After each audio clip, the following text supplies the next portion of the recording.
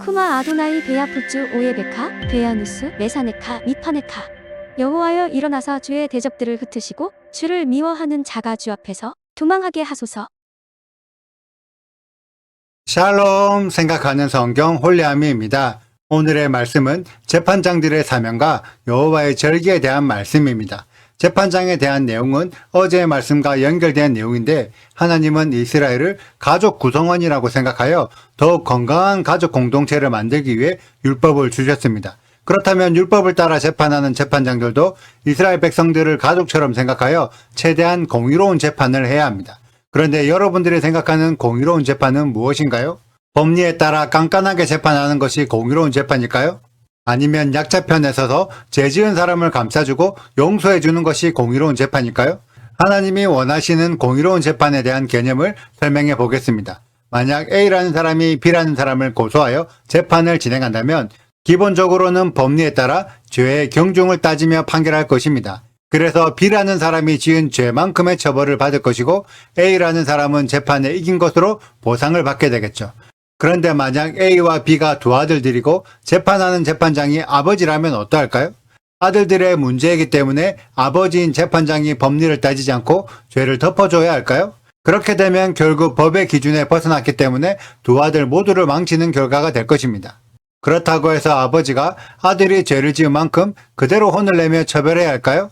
결국 아버지가 아들을 혼내는 이유는 이미 잘못한 행동을 나무라는 것도 있겠지만 더 큰 이유는 앞으로 똑같은 잘못을 하지 말라는 의도입니다. 그렇게 해서 두 아들 모두 더 잘되는 방향으로 이끌어주는 것이 아버지의 사명이라 할 수 있죠. 때로는 아들의 잘못을 혼내는 것이 더 유익한 방향으로 이끌어갈 수 있다면 아들을 혼내야 하는 거고, 때로는 용서해주고 품어주는 것이 더 유익한 방향으로 이끌 수 있다면 용서해주는 것도 필요합니다. 동일하게 하나님의 재판장은 A라는 사람과 B라는 사람이 가장 유익한 방향으로 나아갈 수 있도록 도와주는 판결을 하는 것이 하나님이 원하시는 공의로운 재판이 됩니다. 이러한 관점으로 재판에 대한 말씀을 읽어보면 하나님은 A와 B 그리고 재판장까지 모두가 공의로워야 한다고 말씀하십니다. 그래야만 모두가 유익한 방향으로 나아갈 수 있습니다. 왜냐하면 우리들 모두가 거대한 하나의 가족이기 때문이죠. 그리고 다음의 말씀은 여호와의 절기에 대한 말씀입니다. 오늘의 말씀 안에는 안식년과 안식일 그리고 여호와의 절기 중에서 무교절기와 맥추절, 수장절이 기록되어 있습니다. 14절을 보면 하나님은 이스라엘에게 매년 3번의 절기를 지키라고 명령하셨죠. 여러분들은 무교절기와 맥추절, 수장절을 지켜야 한다는 것을 알고 계셨습니까? 혹시 교회에서 배우셨나요? 아마도 유월절 때문에 무교절은 알아도 맥추절과 수장절을 모르는 사람들은 많을 것입니다. 여호와의 절기는 7절기가 있는데 유월절, 무교절, 초실절, 오순절, 나팔절, 대속제일, 초막절입니다. 이때 오순절을 칠칠절이라고 하기도 하고 맥추절이라고 하기도 합니다. 그리고 초막절을 장막절 또는 수장절이라고 부릅니다. 이러한 절기에 대한 내용은 나중에 레위기에서 자세히 다루겠습니다.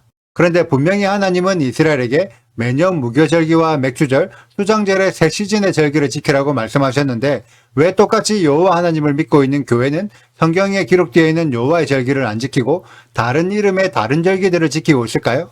대다수의 신앙인들은 여호와의 절기는 구약시대의 명령이고 신약시대에는 예수님이 모든 것을 다 이루셔서 더 이상 절기를 안 지켜도 된다고 이야기합니다. 그래서 진짜 절기를 안 지켜도 된다면 교회에는 더 이상의 절기가 없어져야 하는 것 아닌가요? 그런데 왜 교회는 성경에도 없는 다른 절기들을 만들어서 지키고 있죠? 여호와의 절기를 상징적으로 해석해서 안 지켜도 된다면 교회의 절기들도 상징들이니 교회의 성도들에게 안 지켜도 된다고 가르쳐야 하는 것 아닌가요? 그런데 왜 성경에도 없는 절기를 꼬박꼬박 참석해서 절기 헌금까지 내라고 요구하나요? 분명히 하나님은 여호와의 절기를 지키라고 명령하셨는데 하나님을 믿는다고 주장하는 교회들은 여호와의 절기는 안 지켜도 된다고 가르치면서 자신들이 만든 다른 절기들은 왜 지켜야 한다고 가르치나요? 그래서 지금 시대에는 교회가 하나님의 법을 왜곡시키는 불의한 재판장이 되고 있습니다. 지금도 전 세계에는 하나님께서 정하신 그 시간에 그 여호와의 절기를 그대로 지키는 사람들이 있습니다. 물론 절기를 지키는 방법은 예수와께서 가르쳐 주셨던 신약의 가르침과 다르게 조금 복잡하고 어떤 형식에 매여 있는 느낌이 있습니다. 그렇지만 여러분들이 하나님의 재판장이 되어서 하늘의 법정에서 재판하고 있다고 생각해 보세요. 방법은 조금 어긋나더라도 그래도 그 시간에 그 절기를 지키는 사람과 아예 절기를 필요 없다고 거부하면서 다른 절기를 만들어 지키는 사람, 이 두 사람을 재판한다면 여러분들은 어떤 판결을 내리시겠습니까? 과연 여호와 하나님은 어떤 판결을 내리실까요? 물론 대다수의 교회는 아직 이스라엘의 개념이 열리지 않았고 토라의 가르침을 모르는 교회들이 많습니다. 그런 교회들은 아직 모르기 때문에 못 지킬 수도 있습니다. 그런데 문제는 이미 이스라엘이 열리고 토라의 가르침을 알아서 토라 포션을 가르치고 있는 목사님들조차도 안식일 샤밧과 절기들을 안 지켜도 된다고 가르치는 게 문제인 거죠.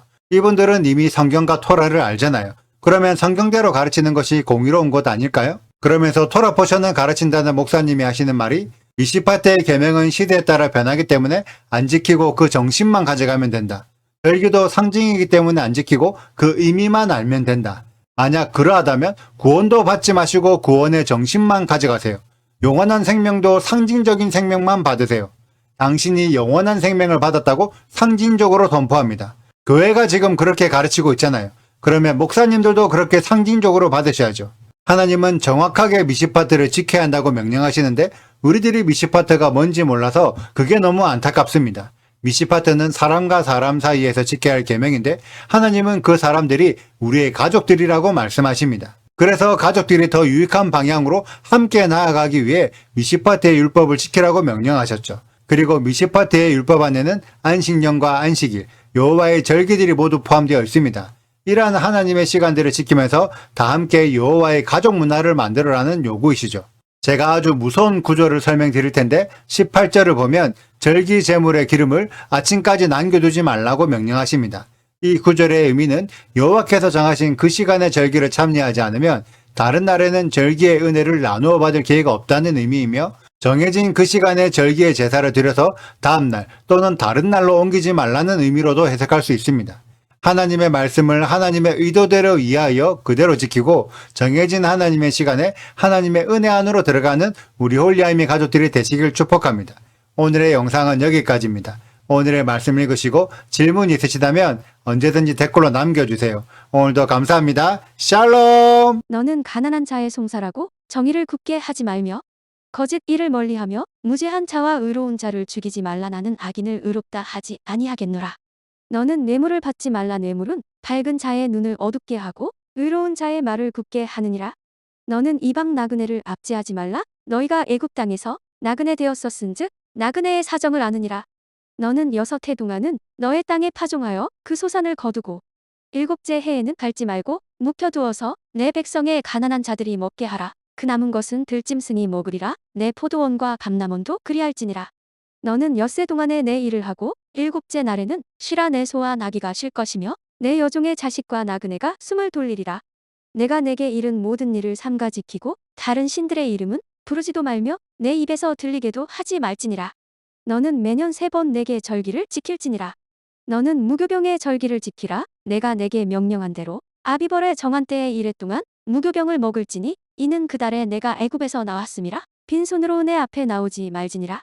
맥추절을 지키라. 이는 내가 수고하여 밭에 뿌린 것의 첫 열매를 거둠이니라. 수장절을 지키라. 이는 내가 수고하여 이룬 것을 연말에 밭에서부터 거두어 저장함이니라. 내 모든 남자는 매년 3번씩 주 여호와께 보일지니라. 너는 내 제물의 피를 유교병과 함께 드리지 말며 내 절기 제물의 기름을 아침까지 남겨두지 말지니라. 내 토지에서 처음 거둔 열매의 가장 좋은 것을 가져다가 너의 하나님 여호와의 전에 드릴지니라. 너는 염소 새끼를 그 어미의 저주로 삼지 말지니라. 구독과 좋아요를 눌러주세요. 그리고 알림 설정도 해주시고요. 사랑과 관심 부탁드려요. 슈바 아도나이 리베보트 알레페 이스라엘 여호와여 이스라엘 천만인에게로 돌아오소서.